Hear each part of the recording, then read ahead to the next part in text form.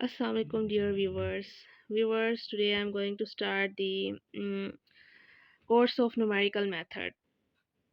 So I have a topic related to the numerical method, Gregory-Newton forward interpolation formula.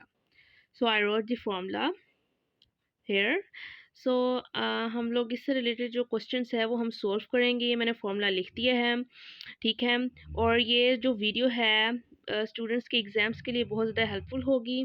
Okay, तो आप लोगों ने video जो है वो लास्ट तक ज़रूर देखनी है, ठीक है.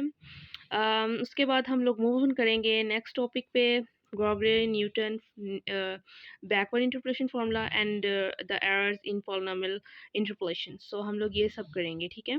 तो फर्स्ट ऑफ ऑल अभी हम लोग जो है ना इससे रिलेटेड क्वेश्चंस करते हैं, ठीक है. तो आप लोगों ने जो स्किप नहीं करनी वीडियो और पूरी देखनी है वीडियो, ठीक है. So you can see that मैंने क्वेश्चन लिख लिया है, ठीक है. ये हमारे पास क्वेश्चन है जहाँ हमारे पास v की वैल्यू टेबल में दी है, i की वैल्यू दी हुई है. तो हमने क्या फाइंड करना है, फाइंड हमने करना है i. और क्या फाइंड करना है, जबकि हमारे पास v क्या हो, 9 हो, using Newton forward interpolation formula. अच्छा, यहाँ पर तो हमारे पास देखो न्यूटन फॉरवर्ड इंटरपोलेशन फार्मूला बोला हुआ है कि इससे यूज़ करते हुए हमने क्वेश्चन को क्या करना है, सोल्व करना है. बट अगर हमारे पास ये गिवन ना हो then what will we do, हम लोग क्या करेंगे. तो हम लोगों ने देख लेना है कि फॉर एग्जांपल यहाँ पर क्या दिया हुआ है, यहाँ पर दिया हुआ है कि v हमारे पास 9 है, ठीक है. तो ये कहाँ पर आता है, 8 के बाद 9 आता है, तो ये स्टार्टिंग में आ गया, ठीक है. अगर ये v हमारे पास अगर यहाँ पर फॉर एग्जांपल के यहाँ पर लास्ट पे आ रहा होता, मतलब कि हमारे पास 9 तो भी स्टार्टिंग में आ गया ना, तो हमें पता चल गया है, ठीक है. हमें पता चल गया है कि ये क्या, कौन सा फॉर्मूला लगेगा, न्यूटन फॉरवर्ड इंटरपोलेशन फॉर्मूला लगेगा. तो हम लोगों ने गेस कर लिया है कि हमारे पास ये यहीं पर लाया करेगा. फॉर एग्जांपल अगर यहाँ पर अगर जो हमारे पास जैसे कि 9 दिया हुआ है, अगर वो लास्ट पे आ रहा होता, इधर कहीं इधर आ रहा होता, ठीक है. जैसे कि यहाँ पर जो है ना 15 है, 15 दिया होता है, वो यहाँ पर कहीं आ रहा होता, ठीक है, बी. तो हम लोगों ने इससे गेस कर लेना था कि कौन सा फॉर्मूला लगेगा इस पे, न्यूटन बैकवर्ड इंटरपोलेशन फार्मूला लगेगा, ना कि फॉरवर्ड. तो यही डिफरेंस है फॉरवर्ड इंटरपोलेशन फार्मूला में और ग्रेगरी जो है वो न्यूटन फॉरवर्ड इंटरपोलेशन फार्मूला में, यही जो है ना हमारे पास गैप आ रहा है, ठीक है. सो हम लोग इसका क्वेश्चन स्टार्ट करते हैं, ठीक है, कि किस तरह से हमने क्वेश्चन करना है इसको. तो आप लोग देख सकते हैं कि मैंने इसकी वैल्यूज़ लिख ली हैं. जैसे मैंने फ़र्स्ट ऑफ ऑल मैंने v की वैल्यू लिखी है, ठीक है.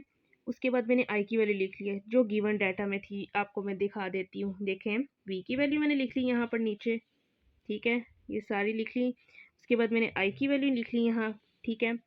अभी डेल आई क्या है, यानी कि पहले हमने i का डिफरेंस फाइंड करना है, ठीक है.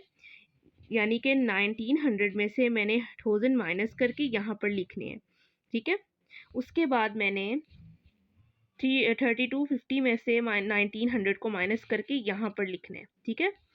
उसके बाद मैंने इसको इसमें से माइनस करके मैंने यहाँ पर लिखना है, ठीक है. फिर मैंने 80 जो हमारे पास है 8950 है, इसमें से मैंने 5400 को माइनस करके मैंने यहाँ पर लिख देना है, ठीक है, ठीक है.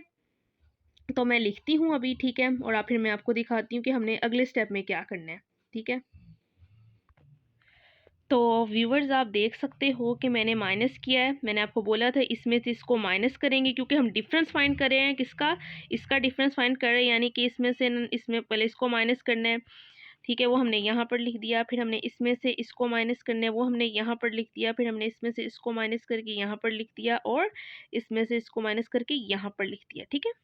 अब हमने क्या करना है, अब हमने इस इन वैल्यूज़ का क्या करना है, डिफरेंस फाइंड करना है अगेन. तो मैंने लिखा डेल का स्क्वायर आई, क्योंकि हम लोग अब इसका फाइंड कर रहे हैं, ठीक है. पहले हमने इसका फाइंड किया था, अब हम इसका फाइंड करेंगे डिफरेंस. तो क्या करेंगे, फिर वही से सेम स्टेप, इसमें से इसको माइनस करके जो वैल्यू है वो यहाँ पे हमने लिख दी, इसमें से इस वैल्यू को माइनस करके जो वैल्यू है वो हमने यहाँ पर लिख दी, फिर इस वैल्यू में से इस वैल्यू को माइनस करके हमने यहाँ पर लिख दी, ठीक है. एंड देन हमने डेल क्यूब आई में हमने क्या फाइंड करना है, इसका डिफरेंस फाइंड करना है, ठीक है, ठीक है ना. तो हमने इस वैल्यू में से इसको माइनस किया, 350 आ गई. 1400 में से 800 को माइनस किया तो मेरे पास क्या आ गया, 600 आ गया.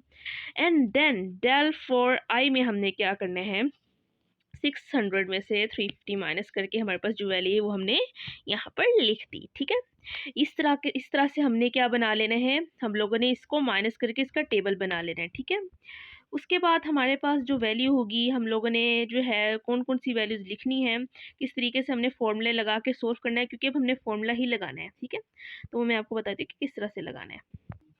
तो डियर व्यूवर्स, ये हमारे पास फॉर्मूला था। ठीक है, आई रोट दिस हेयर, मैंने इसको यहाँ पर लिखा है। देख सकते हैं आप लोग, हमारे पास जो वैल्यू है आई की, वो तो हम अप्लाई कर देंगे। ठीक है, कैसे करेंगे अप्लाई, देखिए ज़रा। ये मैंने क्वेश्चन नीचे सोल्व किया है। ठीक है, अब यहाँ पर क्या आ रहा है फॉर्मूले में, आई नोड आ रहा है, आई डेल आई नोड आ रहा है। ठीक है, डेल का स्क्वायर आई नोड आ रहा है, डेल का क्यूब आई नोड आ रहा है। ठीक है, तो हम कैसे करेंगे फाइंड, ये देखें, पहले हम लोग आई की वैल्यू लिखेंगे। ये हमारे पास आई नोट समझ लीजिए कि आई कंसीडर कर लो, ये आई आ गया।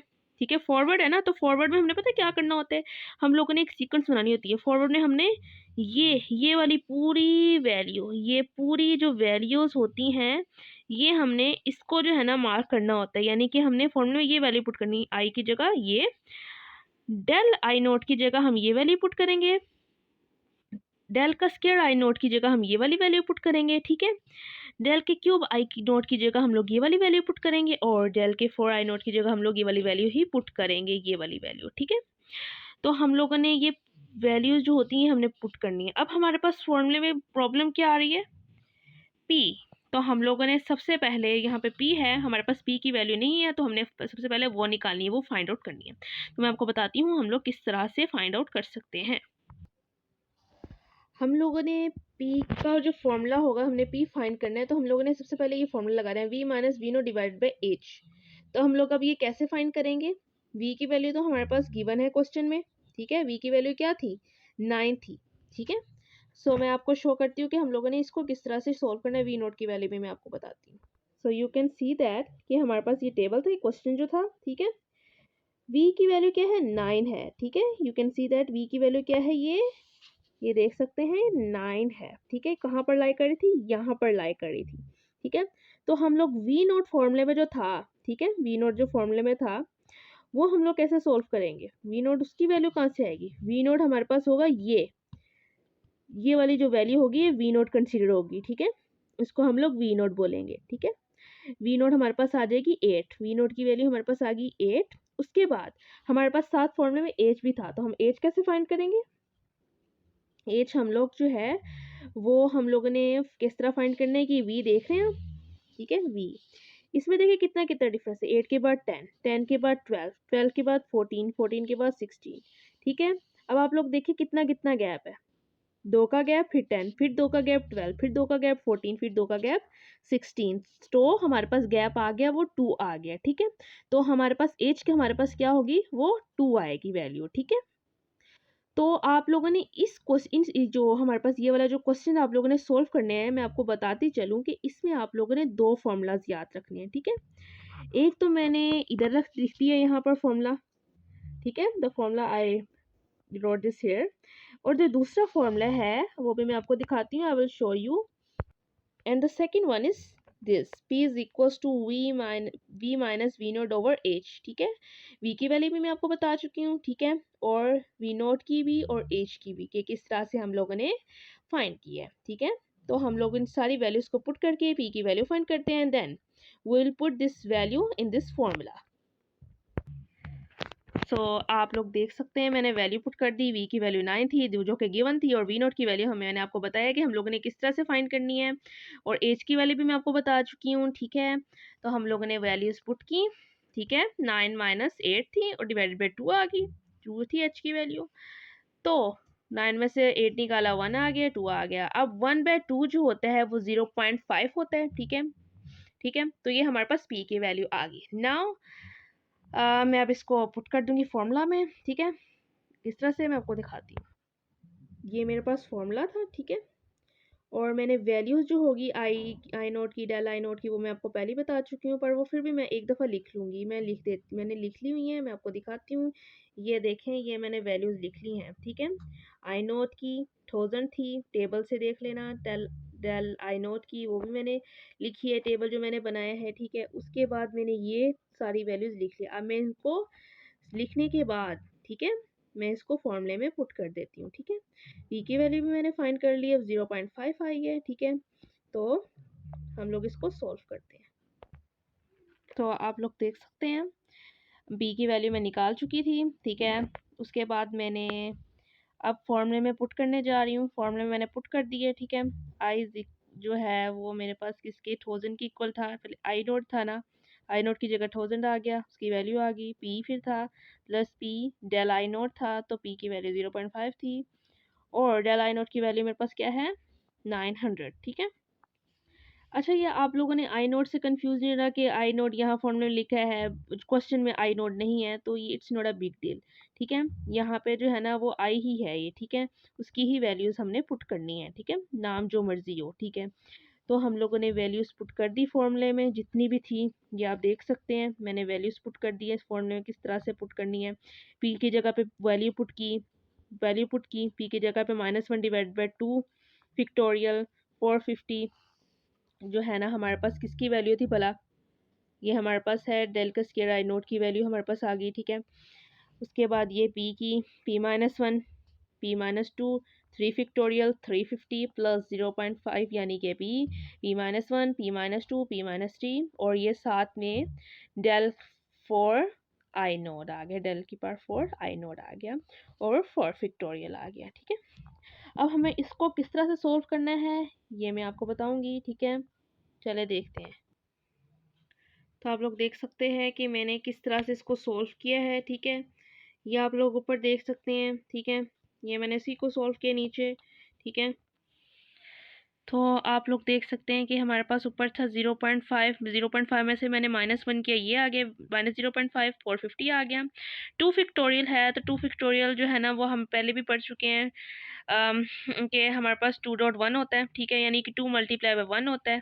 ठीक है, इसको अगर ओपन करो। ठीक है, और उसके बाद हमारे पास ये वैल्यू थी 0.5 में से माइनस कर दिया 1 -0.5 में से माइनस कर दिया तो -1.5 आ गया, 350 आ गया। 3 फैक्टोरियल मतलब 321। ठीक है, इस तरह से हमने इसको ओपन करना है। फिर आगे मेरे पास आ जाएगा इसमें 0.5 -0.5 -1.5 अगर माइनस किया मैंने इसको इसके साथ 0.5 को -3 से कर दिया तो -2.5 और 250 साथ 4 फैक्टोरियल है 4321। ठीक है, अब इसको हम लोग इजीली सोल्व कर सकते हैं। ठीक है, तो मैं इसको बताती हूँ कि आप इसको सोल्व कर देंगे और हम आंसर निकालेंगे, जैसे कि मैं आपको बता। तो हम लोगों ने जो है ना सोल्व किया इसको। ठीक है, आप देख सकते हैं कि मैंने किस तरह से सोल्व किया है। ये वैल्यू आ गई नीचे, इस पूरे को सोल्व किया तो मेरे पास ये वैल्यू आ गई। कैलकुलेटर पे आप लोग सोल्व कर सकते हैं। ठीक है, ये भी इसको भी सोल्व किया, ये वाली वैल्यू आ गई और इसको सोल्व करने से ये वाली वैल्यू आ गई। ठीक है, और अब इन पूरे को सोल्व करने से जो है वो मतलब कैलकुलेटर पे आप कर सकते हैं। ठीक है, तो हम लोगों ने इन सबको जब सोल्व किया है तो हमारे पास जो टोटल आंसर है वो हमारे पास ये आ गया है। ठीक है, सो ये हमारे पास आंसर है। और अब हम लोग अगली वीडियो के साथ हाजिर होंगे दोबारा। ठीक है,